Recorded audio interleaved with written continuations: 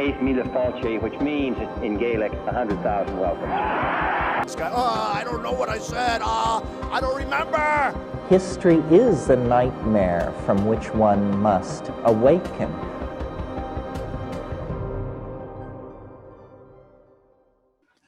Hello, everyone, and you're very welcome along to another edition of Deep Diving with myself, Malachy Murray.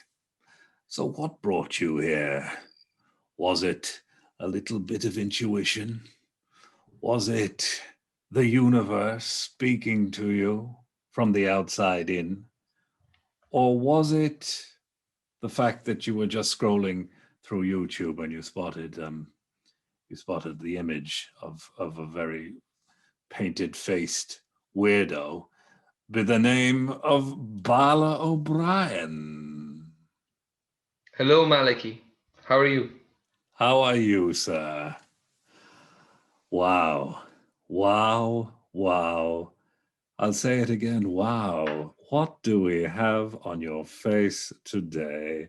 I see flames coming from the eyes. I see the Balor eye in the center of the forehead, looking as if it's about to explode with knowledge. Is that what you're going for, sir? No, we're celebrating. We're celebrating Bealtaine. Bealtaine. Okay. We're getting straight into it then. What is Bealtaine? So, Bealtaine is one of the 4 main pagan festivals, and you have Samhain on the opposite end, which is the most well-known because it is known today as Halloween. You have Imbolg and you have Lunasa, but Bealtaine is one that is particularly close to my heart because of its connection with Balor.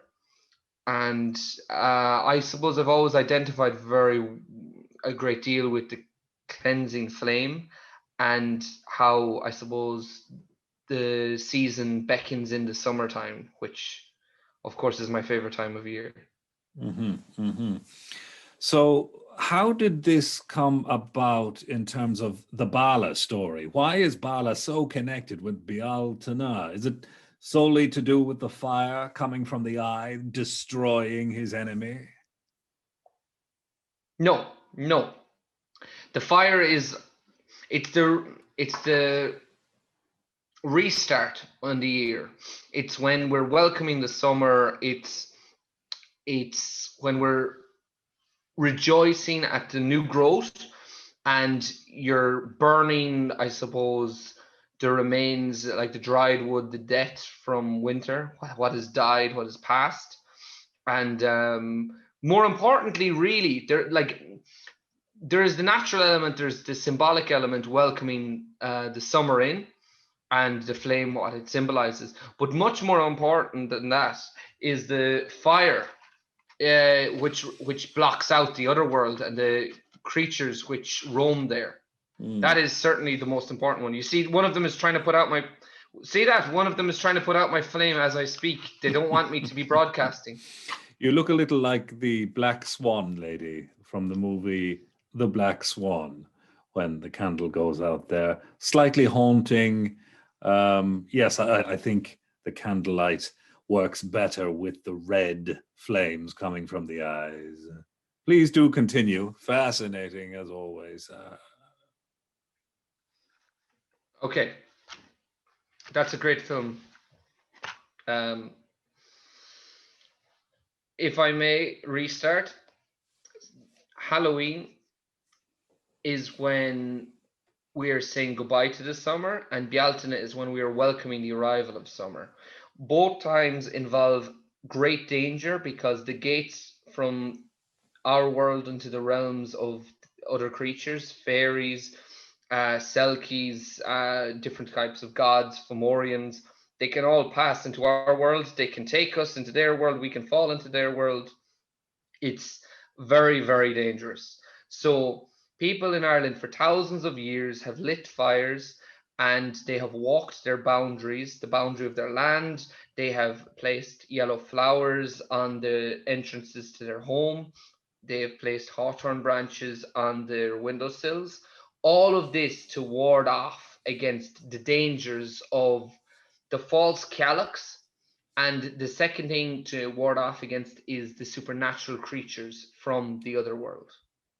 Okay, so it's a defensive time. It's a joyful time with regard to summer holidays and, you know, drinking wine on the patio whilst breathing in the pollen-filled air. Yet at the same time, we need to be more diligent when it comes to the various elements from the other world, as you put it.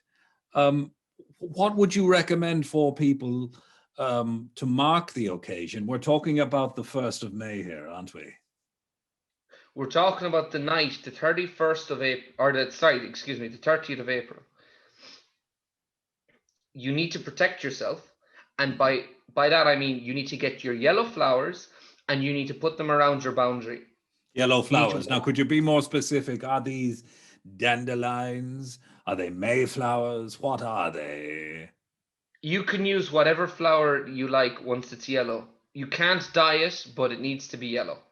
Mm-hmm. And what is the significance of the yellow then? What is it about yellow that the fairies can't stand? I don't have that information to give to the public yet. They're not ready for it because it relates to some other stories and other secrets in the past which we can't cover. It's not the time yet to cover this, okay? It would be too dangerous for delicate little minds that are looking at this right now. And someday, hopefully, they will evolve to a level of your spiritual advancement and be able to cope with such information as to why fairies are afraid of yellow flowers. I look forward to that day myself, finding out that secret. So Bealtaine, it is a time of defensiveness. It's a time of joy. Does this represent the yin yang of life? There is danger, there is joy, there is happiness, there is sadness. Yes, but I want to go back to that previous point because if anyone is really wants to learn about the dangers of yellow, they need to find a druid or a pagan, and they need to see again trying to suppress me. They need to find a druid or a pagan who is willing to show them and explain to them on Bealtaine. They will see it on Bealtaine. It will all make sense on Bealtaine if they are part of a ritual. But I can't give out this information so publicly because it'll get into the wrong hands. So is that it then? What else do you want to say? Well, there's an awful lot to say about Bealtaine and to tell people about, I suppose, the context in which it is, in which we celebrate it. People need to be wary and they need to walk their boundaries. They need to reestablish their connection with the land which they own, which they are responsible for. They are the guardians of, and they need to bless the land because the fairies will take from them. Mm-hmm. People have understood this for thousands of years. The cailleachs, now, these are false cailleachs. The false cailleachs are witches who will transform into hares or rabbits, abnormally large. They will steal into your lands, and they will take your animal's milk, the cream, the butter, everything. They will drain the animal to a husk. Your cows, your sheep, your goats, if you let them. There have been stories that they have entered the home and they have drained humans also. So it is very, very dangerous. It is very important that people put up their defenses. What if I live in an apartment? How do I defend my little patch there from the cailleachs? Again, you use your yellow flowers, your hawthorn branches, and you walk your boundary. Even if it's on the 4th floor? and it would be hard for a hare as such to gain access to the building because of security, because of there's a swipe card to get into the facility, to get up to the apartment, to steal a cow, or what else could they steal if you don't own farmyard animals? I'm leaving it to you, Malachy. You can take the risk if you want. You can take the risk, and you can see if there's anyone calling in next week to say, well, I should have listened to Balor instead of Malachy. I should have put in the correct protections. Okay. In my other home in the countryside, we've discovered a fairy fort that is on the land, and we only discovered this from the satellite view from Google Maps. It must have been taken at the time when it was a very sunny summer a couple of years ago, where the earth was scorched and a lot of ancient monumental designs were revealed, especially in and around Noth, Doth, Newgrange, and these areas. But on our land, we definitely could make out some sort of a passage, but also a ringed fort, like a fairy fort. Now, is that something we should be concerned with? Should we indeed lay down the flowers around this ring as such? Should we perform some sort of a bonfire ritual within the sanctity of the ring? You need to be putting down precautions everywhere. It doesn't matter. People think that they're not near a ring fort, they're not near a fairy fort. These have existed for thousands of years. You don't know which ones are active and which ones are dormant. And even if you were near a dormant one, do you want to take the risk? Do you want to take the risk, Malachy, that the dormant one will remain so? You don't want to know, you don't know if a creature is trapped on this side that is going to use some sort of dark magic ritual to activate that portal. And then you have an influx of fairies and leprechauns and chloricons and all sorts of other creatures. Do you want to take that risk? I'd have to think about that one because, life has been very quiet over the last year, and maybe a bit of color would be welcome. I have to discuss that with the other half, and I'll get back to you on that with regard to defending ourselves against these entities. And just on those entities, Balor, are they all malevolent, or are there benevolent ones amongst them? Is the thread of humanity, as in the good and bad and the ugly, a similar thread to what goes on in the other world, in that it takes in the full spectrum of what it is to be good and evil? It's the full spectrum. Of course it is. Of course it is. Like, this isn't a cartoon or a TV show where it's generic bad guys, generic good guys. There's no motivations for anyone. Just, I'm good because I'm good. I'm bad because I'm bad. This is the real world. And I mean, the victor writes history. We all know this to be true.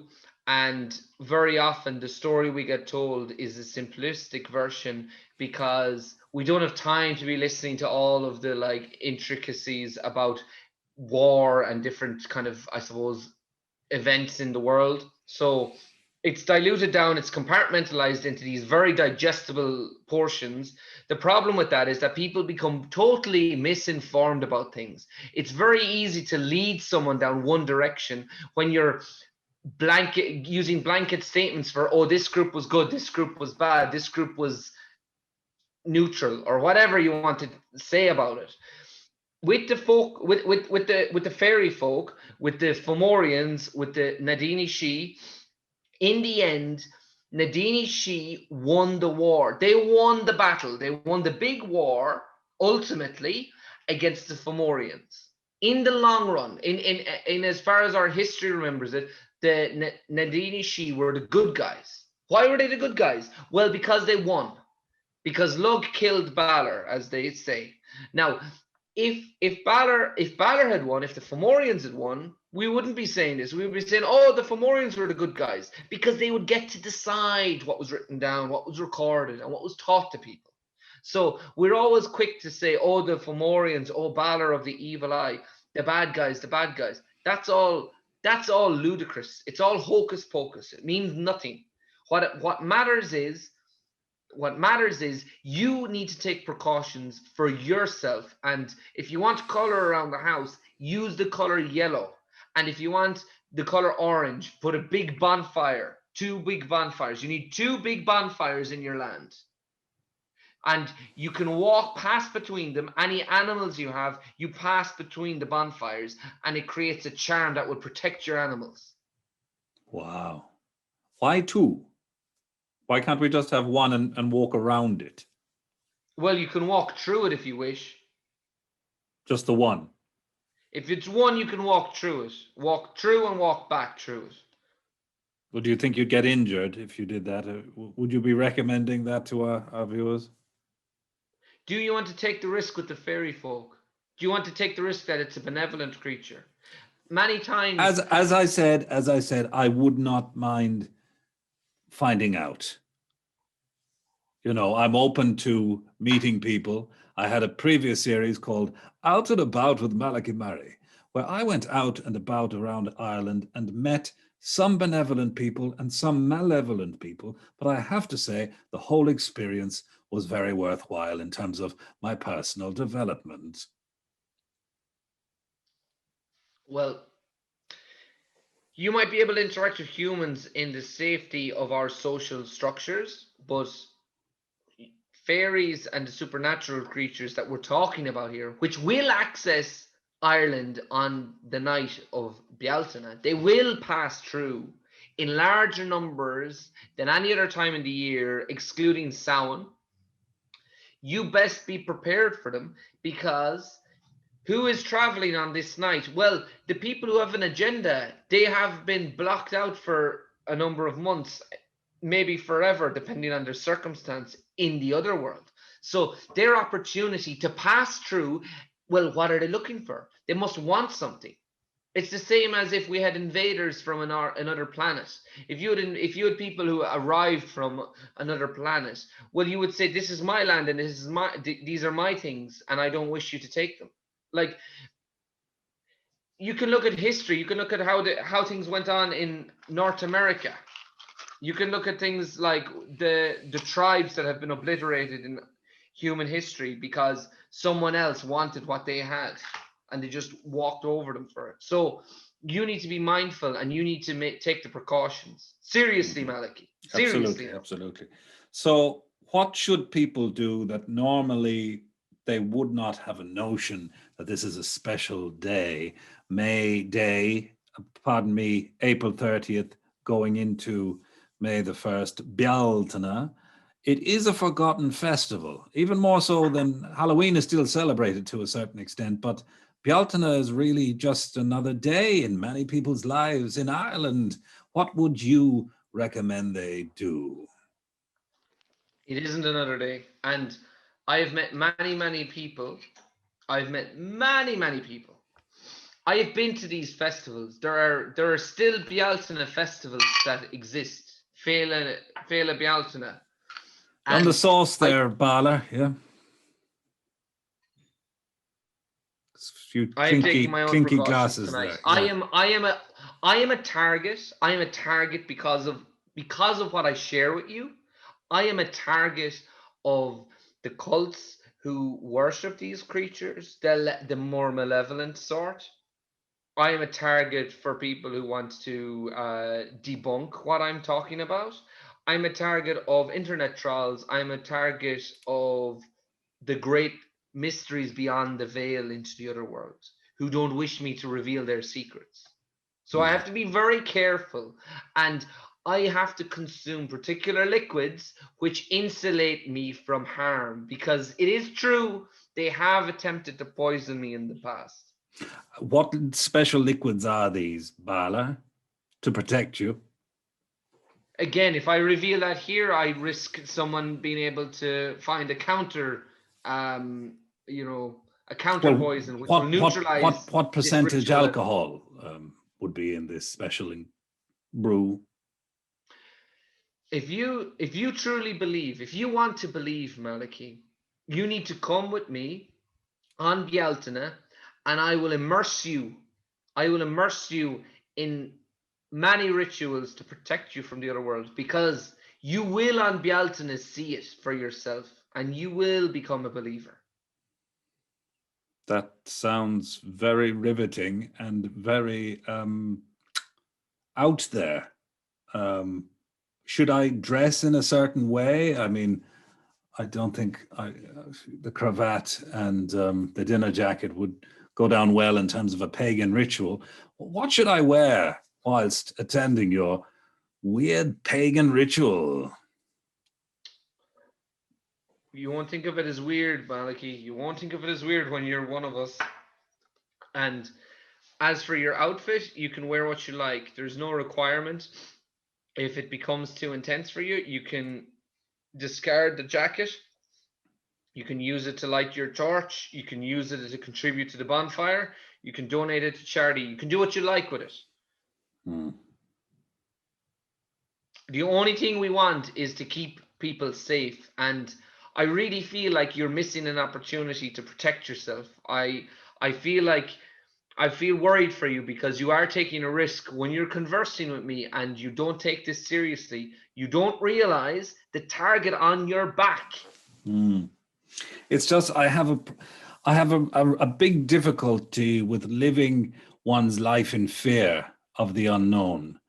I feel by us having this conversation, we are, whether we like it or not, embracing the unknown, embracing something that we're not too familiar with, but by talking about it, by bringing to life these entities with regard to acknowledging that they exist, I think we are heroic in our deeds. And I believe that an heroic attitude is essential to growth in this life. And running around afraid of little entities and fairies and things that might come out of a fairy fort and all that stuff. I mean, Bala, I find it very diminishing. It isn't about respect. It isn't about being fearful. People are very quick to say fear, paranoia. What they're talking about, really, if they want to be honest, if they want to tell the truth, you're talking about respect, and you're talking about humility, because we humans are incredibly arrogant creatures. We expect everything for ourselves. If you think of previous generations, think about your grandparents, your great-great-grandparents. Think about all the generations before. People had to worry about food, they had to worry about shelter, war, they had to worry about diseases. We don't realize, we have no concept. It's not capable of modern people to realize the privilege they exist in. If you look through all of history, all the time, all of the struggles, and that's just what's recorded. That's only the stuff they admit to. How many times have you known an authority to deny something? How many times have you known, like, oh, someone has been wrongly imprisoned? How many times have you known that somebody, a supervisor, has lied in work? How many times have you known that a business has been dishonest with its customers? Like, there's so much dishonesty. There's so much disrespect. We're talking about honoring things that are more than this. They're more than 100-year-old company or a 50-year-old company or the new trendy company or the new trendy, like, whatever is the trend on social media or anything like that. We are talking about things that people have believed for thousands of years, for more time than anyone can comprehend. We can't comprehend it.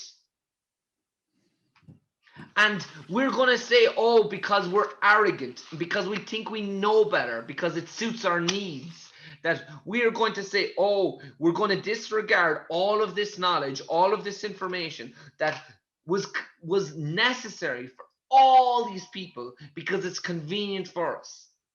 And in the cracks is where we get exploited.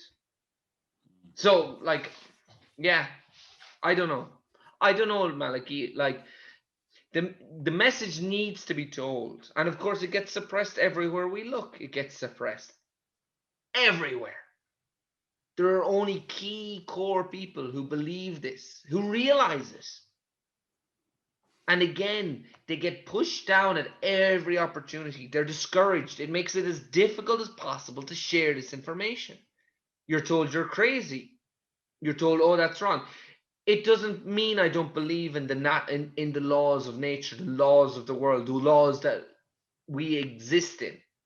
But it does mean it absolutely means like you need to be realizing that we don't know everything. We don't know a tiny fraction of anything. So what kind of hubris is it to think that we can just disregard thoughts and theories that have been around for longer than anyone can even remember? Well said, sir. Well said. And you certainly put me in my place. And I appreciate the odd slap down now and again, because my ego and my confidence can get ahead of itself at times. Despite all those dangers, we do wish everyone have a nice Bealtaine. Is that fair to say, Bala? That they can enjoy the ceremony of maybe lighting a bonfire in their apartment. And yes, I mean, look, Bealtaine is a very unusual time, because you'll know from Halloween trick-or-treaters, people go to visit the house, they knock next door, blah, blah, blah. And we've covered previously Brehon law. In Brehon law, it was basically said that if you had a guest, if you had a stranger visiting your home, you were obligated to offer them sustenance, somewhere to stay. You were obligated to be hospitable. That is all reversed on Bealtaine, because people knew there was dangers, and it wasn't just from the other world. As I've mentioned, the cailleachs, the false cailleachs, and not just them, Malachy. They would also be people who would use this time when the magic can come from the other world into ours, and what they do with it is they use that to curse someone. Now, they would enter your home and they would obtain something that belonged to you. It could be salt, it could be alcohol, it could be a personal possession. It didn't matter what it was. They had something of yours, and they could commit a ritual to curse you with bad luck or much, much worse. So people turned away guests at the door. They didn't want them at the door because it was dangerous. So I'm just waiting. Am I getting through to you? Am I getting through to anyone? Waiting for you to light the candle again. Yeah. Yeah. An impassioned plea there from a very desperate man who wants to protect you, the Irish people, and everyone watching this video on Bealtaine, April 30th, going into May 1st. What's the time period for these entities to come into your home and steal your salt in bits and pieces?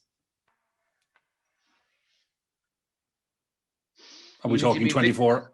Are we talking 24 hours, 12 hours, 6 hours? Accounts vary. Different reports. Some reports have mentioned the whole month of April. Some have mentioned from the 21st of April. Some have mentioned 14 days leading up to Bealtaine. So yeah, I don't think people are going to be bothered for 14 days. You know, you might have had me for a few hours. 14, not 40. 14. 14, yes, 14.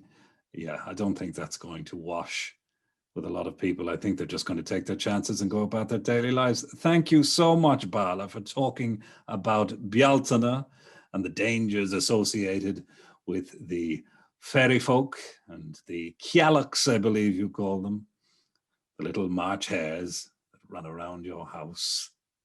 That's what you think they are, Malachy. Wait till you get one up close. I look forward to it. Bala, I do believe it is now time for you to reveal the latest gossip from the town of Ennis. In Balor's private eye. Take it away, sir. Okay. So, I'll be back in a minute.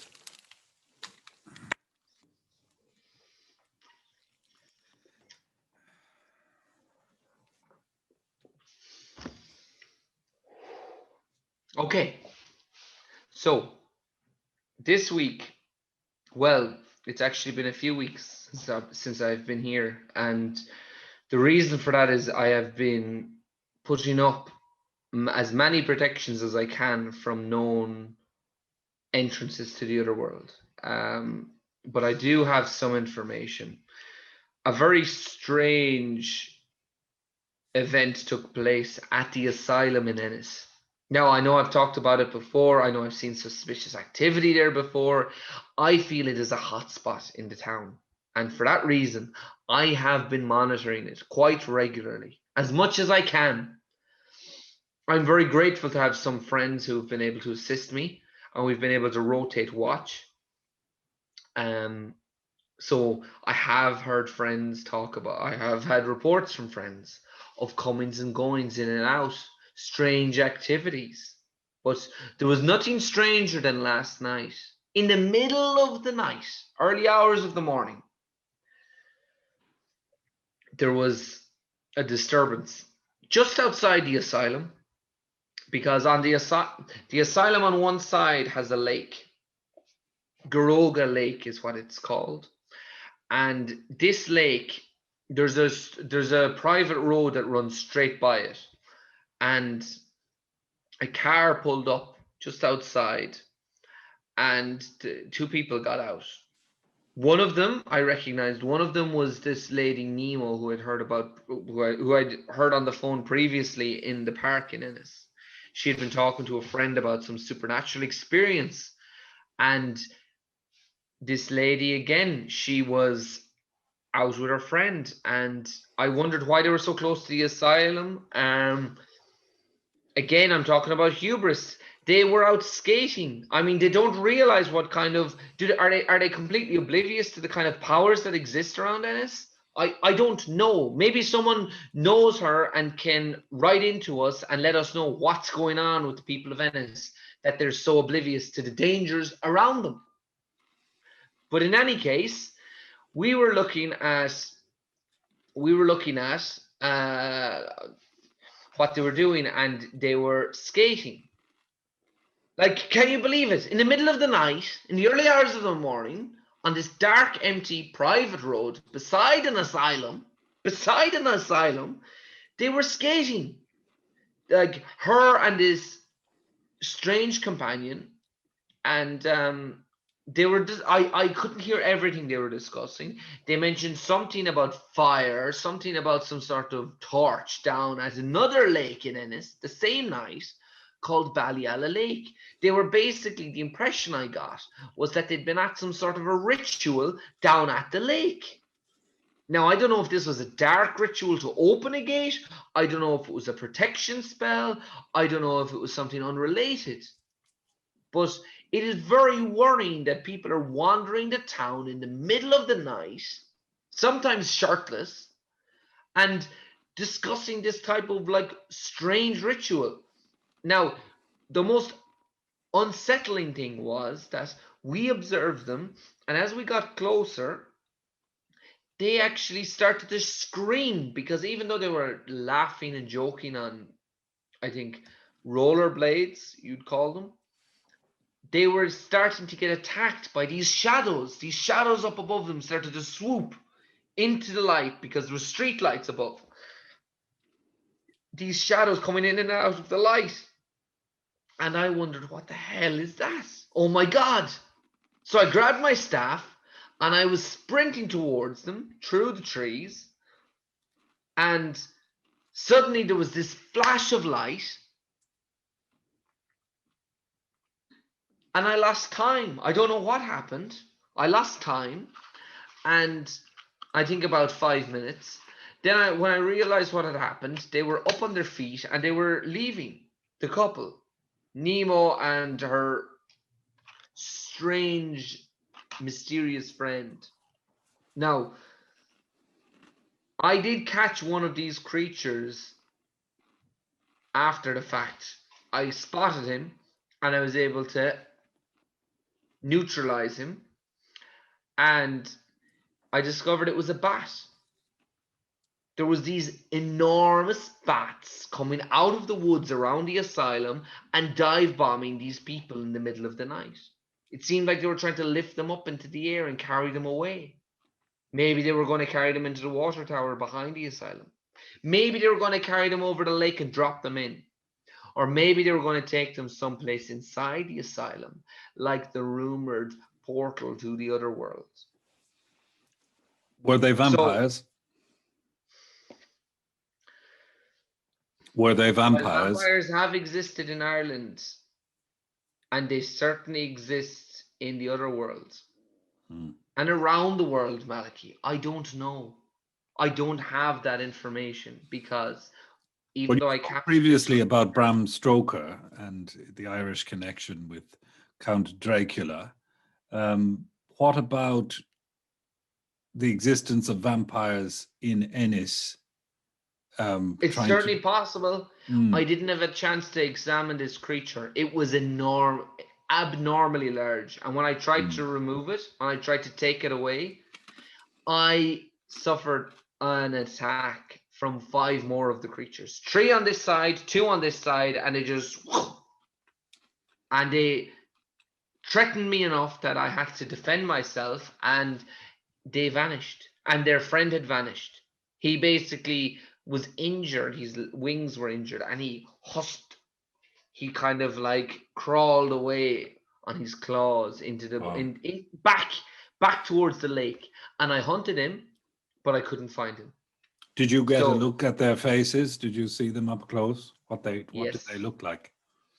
What was the face? What do you imagine a bat looks like up close? Well, was it a humanoid was it a humanoid bat, or was it a bat? It was a large bat with enormous fangs, Malachy. Enormous fangs. I am begging you to come to Ennis. I am begging you to come here and to witness this for yourself. Please, I'd love to. Please come. Yes, it sounds absolutely delightful.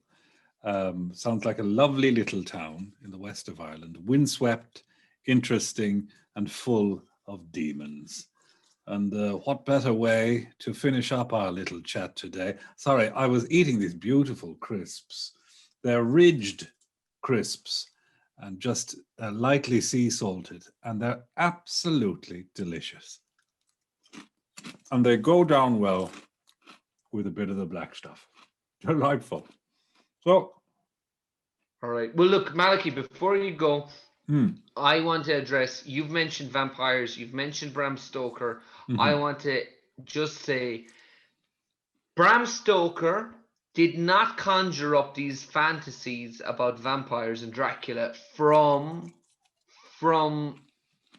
Transylvania. That is a myth. That is a myth. Anyone with any kind of a knowledge of the man's life, any kind of a knowledge about his upbringing, his childhood, they will know that is not the case. And I will demonstrate it at a more appropriate time, because this is a subject that deserves a lot of time to delve into, because it is a huge thing that has been misinterpreted and misunderstood for the longest time. It is ridiculous. Ridiculous. Delicious. See you next time on Deep Diving with Malachy Murray and this little fella, Balor O'Brien.